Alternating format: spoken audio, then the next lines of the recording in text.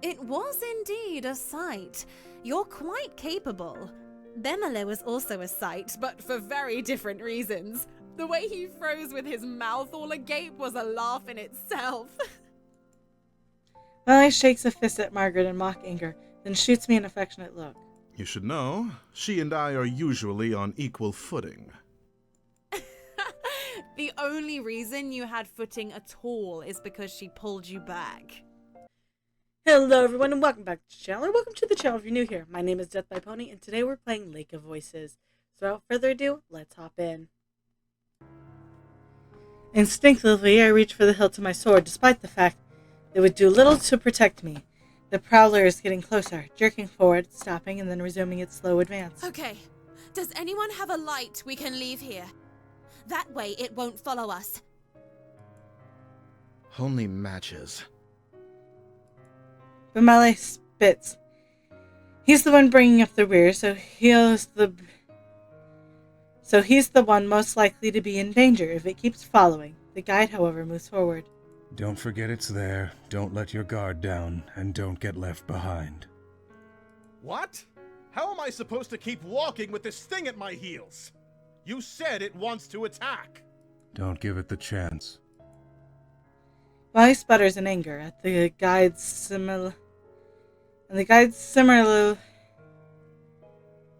summarily ignores him. I solidly grab hold of Bemele's upper arm. Here, I'll lead you like this, and you can keep your focus solely on the Prowler. Make sure it doesn't get too close. Bemele's eyes the guide with unresolved hostility, but allows himself to softly sigh in relief. He gazes at me with fondness. At least there's someone I can count on. Despite the fact I'm going against his advice, the guide says nothing more. It's clear now that he doesn't give a damn what we end up doing. Some part of me is glad for that. I want to help everyone make it through, and it would be worse to have to persuade the guide every time help was necessary. Kika, thank you. Bemele places a gentle hand on my shoulder. Nod. Bemele's face has hardened in return. He moves his free arm down. I link his arm with mine, and now properly settled, looking forward. Margaret is following the guide with some reluctance, turning back every so often to check on us.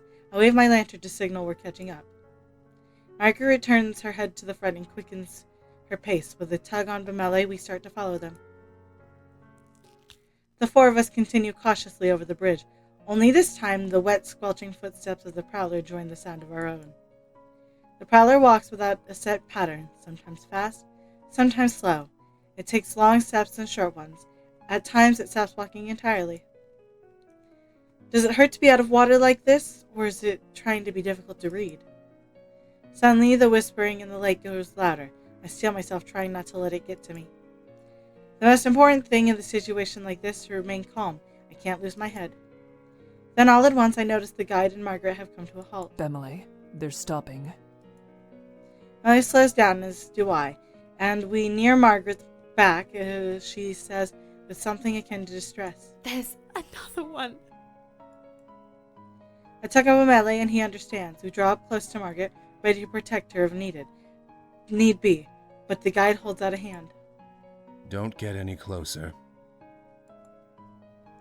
Just over his shoulder, I see another Prowler stumbling towards us, white liquid dripping from its eyes. The guide's hand turns over in the air, palm up. Give me a lantern. We'll throw it. Margaret extends her own with trembling hand when Bemele speaks instead, his back still turned. If you have to take someone's, take mine. Yes, an extra light won't do us much good when we're standing this close together. Margaret takes Bemele's lantern from him, guarded relief displayed on her features. Thank you. She hands the lantern to the guide, whose hand grips it tightly, knuckles growing pale. Stay here. I can't throw it too far. The light will blow out before it reaches the Nyx. He steps closer to the monster, his movements light and confident as he nears the Prowler, starts to back away. It is only the approaching light that makes her retreat, or are they afraid of him? The guide is far enough away from us that the fog is partly obscuring him, hiding his movements. The voice from the lake grows louder and louder, water suddenly beginning to splash across the lake distance, and lands on the edges of the bridge. They want him to mess up. I don't notice how tense I am until Bemele eases my grasp on his arm. Then, suddenly, the guide takes multiple long and fast strides and throws the lantern and jumps backward to regain the lost distance. Shh. There's a sharp hiss, then a deep splash. The voice of the Nixie grew quieter, not silent, but quieter. A sigh escapes me and the guide comes back to our group. We should keep going, before it comes back. I glance at Bemele and realize he too was looking relieved at the guide before us. And then I see it. The first prow is still there. It's right there. Pull Bemele. I shift around, pulling Bemele behind me. The prowler lunges after him, barely missing Bemele, but striking my lantern instead. The fire goes out, and the two of us are plunged into unearthly darkness. Then there's a slick splash. Ugh.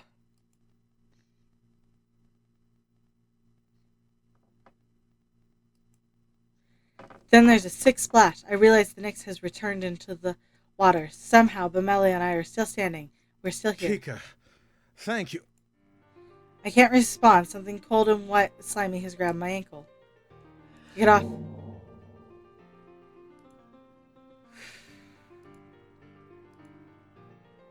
I kick my leg out as fast as I can, and the Nixie hold slips. I can't pull with the momentum I've gained against it. Margaret rushes to my side, her lantern hanging out towards the Nyx. Light brushes its face. We see for an instant its eyes widen, then it slides back to the smooth surface of the water. Light grabs Margaret and I, both helping us towards the center of the bridge, and cussing under his breath. I only looked away for 1 second. It only takes a second, Bemele. That's how they get you. It's fine, Bemele. We're all fine. Are you actually alright? Margaret cocks her head down, examining my ankle, but there's nothing but a wet smudge around my trousers. I am fine. I say that, though I don't actually want to let go of Bemele. I need to in order to relight our lantern and provide us actual safety, but I feel such a strong desire to not be alone in this moment. I shake my head roughly and let go of him, relighting the lantern as fast as I am able. Kika, thank you. Again. You saved my life. I won't let this happen again. Yes. Yes. It would be good for all of us to pay more attention. Margaret nods solemnly. Suddenly, it seems like we're all on the same side. It's not only Bemele and I. She is with us in more than simple presence. The guy's voice, as cold as the monster's grasp, ends my train of thought. We lost the lantern I threw. The Nyx grabbed it after the light went out.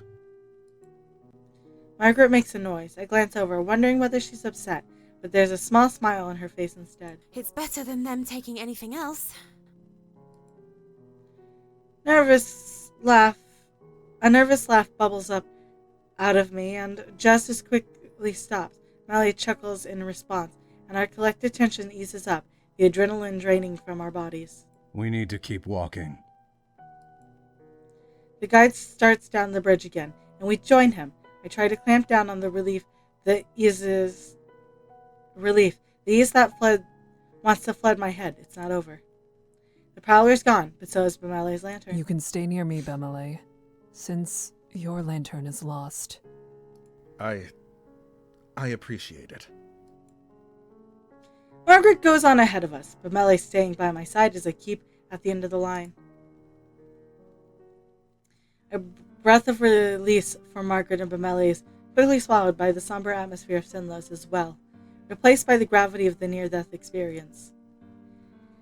Never mind celebrating his survival, something like that shouldn't have happened in the first place.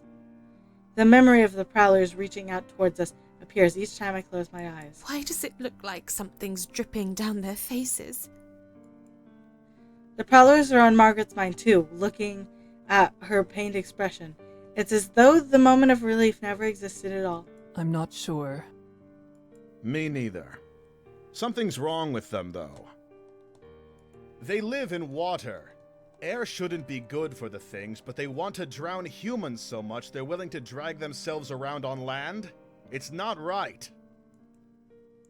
Of course it isn't. They're monsters. They likely do not understand even the concept of right and wrong. Well, I don't disagree that there's something very wrong about them. I truly truly hope that's the last we'll see of the Prowlers. Something comes to mind, causing Margaret to end her part of the conversation early. Since you two have to share a light, wouldn't it be safer to be in the middle? Margaret stops and waits for Bamela and I to reach her position. That way, you'll catch the edges of my light and the guides, and it won't be so dangerous if Bamele loses his position momentarily. That's a very kind offer, Margaret. Bamela's surprise is so apparent. I want to cover his face with my hand to stop him from insulting her. She meekly smirks. I think Margaret may be surprised with herself, too. Bamele returns to his usual sort. As thoughtful as it is, I, at least, am fine with bringing up the rear. I'm used to keeping watch for monsters, and since there are two of us, I can pay attention to the back while Kika focuses ahead. It's not my light, though, so I shouldn't be the one to decide what she should do with it. Margaret and Bamele turn to look at me in unison. Seems like it's my decision. Neither of them are wrong. As for me, my goal is to protect everyone. I can't very well do that with Margaret following behind us. But being stuck in the middle of the group could also be dangerous, depending on what circumstances we come across. Getting pincered by the enemy would be almost sure death, no matter how experienced Bamele and I are. I just don't know what to expect from this bridge, and that makes things so much more difficult. It's worked so far. So you're staying behind? Seems like it. Yes, I think we'll be good here. But really, thank you. Well, alright. Margaret respects our decision and trots her head back a bit to catch up with the guide, he who has paid no mind to the entire affair. So, I don't want to sound like a child, but how much longer until we arrive at the halfway point? Margaret chuckles, reflecting the amusement. I don't want to vocalize. We still have some ways to go. Damn. I suppress my laughter yet again at this point. Again, his pouting... I suppress my laughter yet again at his pouting response. The gloom we've been under dissipates slightly, like light flickering through the fog. The first trial tends to be the most difficult. I believe we will only react better from this point on. I like the way you think. Then a gleam enters Bamele's eyes and he grins. I think Kika deserves a round of applause. Her quick reflexes are owed the utmost appreciation. He leans softly into my shoulder, trying to get me to... what? It was indeed a sight. You're quite capable. Bemele was also a sight, but for very different reasons. The way he froze with his mouth all agape was a laugh in itself. Bamele shakes a fist at Margaret in mock anger, then shoots me an affectionate look. You should know, she and I are usually on equal footing. The only reason you had footing at all is because she pulled you back. Bamele laughs, self-consciously scratching his head. That's very true. You can always count on Kika. I keep my eyes steadily ahead, unsure how I should respond. I'm pleased, almost grateful to hear what they think of me, but I don't know what I could say that wouldn't seem pathetic. Instead, I contribute the best way I can. I keep my focus on the path ahead of us. Without a response from me, the conversation quickly dies out. Still, it eases my heart to be on such friendly terms with my companions. After some time, I notice Margaret isn't keeping up with the guide as much as she was before. I realize it's because the guide has increased his pace. Margaret begins to jog in an effort to keep up with him, and Bamele and I do the same. Despite this, the guide keeps getting further away. We go faster and faster until suddenly we're full on sprinting across the slick wooden boards. Figures in the dark fly past us at a blur, and it occurs to me the branching paths and the bridge appear to be sinking. I try hard to swallow my rising panic. The guide shouts something, but it's drowned out by the frantic pounding of our footsteps. I'm trying to piece together what he said. Don't, stop, turn, when he takes a masterfully sharp right turn down a different path using his own momentum and the sleek wood to slide into a new direction with no loss of speed. Margaret must not have worked out the warning either, as she completely caught off guard by the guide's change in course. She runs straight ahead past the turn, continues down the path we've been following up till now. She clumsily begins to halt her momentum down the wrong bridge. Then I come up the fork. turn. I'll make a hard turn, following the guide and leaving Margaret in the rear. Mally's footsteps stay as loud as they were before. He made the turn, close behind me as ever. Out of the corner of my eye, I see Margaret turn around and try to come back to us, only having to have the bridge in front of her fall away. Ugh.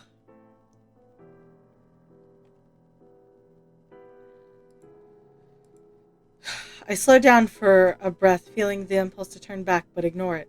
There's no time. Margaret can make the jump, and then she'll rejoin us.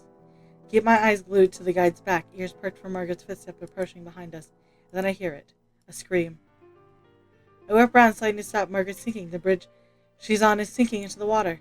She's disappearing. She didn't jump. What are you doing? Margaret's head shoots up, her face drained of all color. Jump! She stumbles near the edge of the bridge, staring at the placid water of the lake, and from a distance I can see her shaking. I can't say if it was from the bridge descent or her own fear. She barely seems to remain standing, swallowing painfully. Margaret bends and tries to jump. She curves in a small arc, achieving more height than she should, and lands directly in the lake with a muted splash. Mallory starts behind me, but I grab his hand and pull away. We start running again, leaving Margaret flailing in the water behind us. We do not need to watch this. We both know exactly what will happen to her now. Margaret's anguished cries pierce through the night, then the screaming stops. My legs grow weak. It isn't right, but I push myself to keep going. Mallory curses between heavy breaths, calling those things every foul name in his large book. I try to focus on the pounding of my feet, and my brain won't cooperate. Instead, imagine Margaret's terror as she's clawed to pieces by the Nixie. After everything, I didn't help her. We left her in the dark. As the night wears on, our strength rapidly fades. How much longer will this last? People have to rest sometime. Almost as if in response to my thoughts, the guide abruptly halts. I skid to a stop as well, sliding on the surface of the wood. Why did we stop? Mally's voice is tired, but his guard is up. The guide does not answer, just stares at something slightly out of view. I step up to join him, following his gaze further down the path.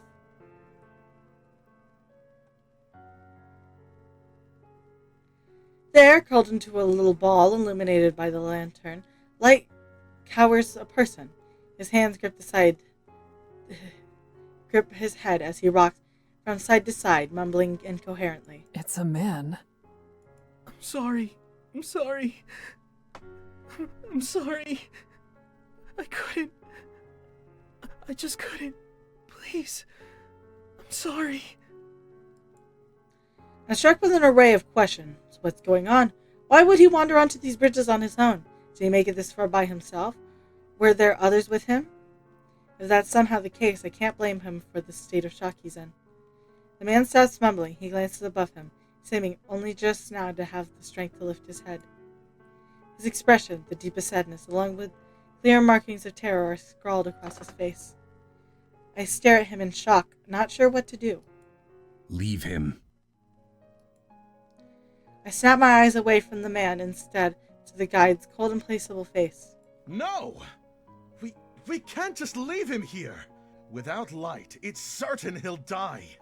He won't make it regardless. The guide turns to look at us, his eyes seeming to glow from the closeness of his lantern. For the first time, I feel uncomfortable in his presence. Whoever shelters him will only risk dragging themselves down with him. Leave him. Ugh, it's so hard every time. I glance at my partner, but Melee is outraged. I'm trying to think of some kind of compromise when the guide speaks again, his voice cutting.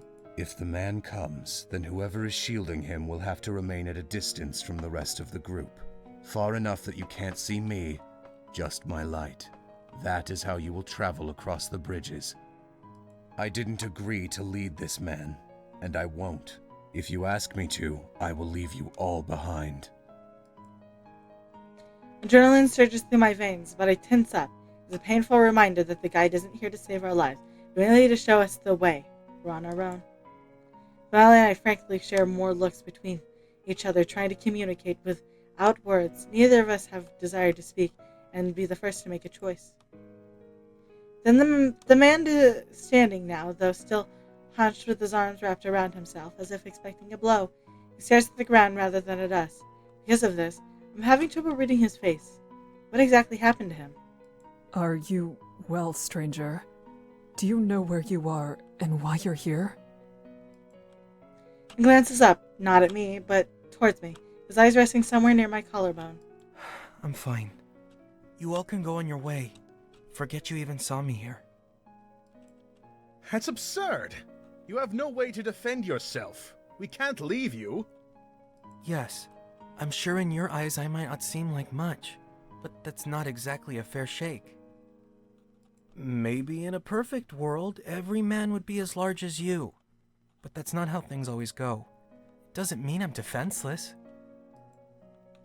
The man's response is meandering. The words themselves seem to be in good jest, but he's still barely looking at us, fidgeting with his hands. Bameli frowns, unimpressed. It was a joke. It's not a very good one. He smiles hesitantly, making eye contact with each of us for the first time. I hope you enjoyed today's video, and if you did, remember to hit like. That way I know you're enjoying the content I'm making. Remember to subscribe. That way YouTube brings you back here to see what happens next, and I won't take up any more of your time. I hope you have a good day. I'll see y'all next time. Bye-bye.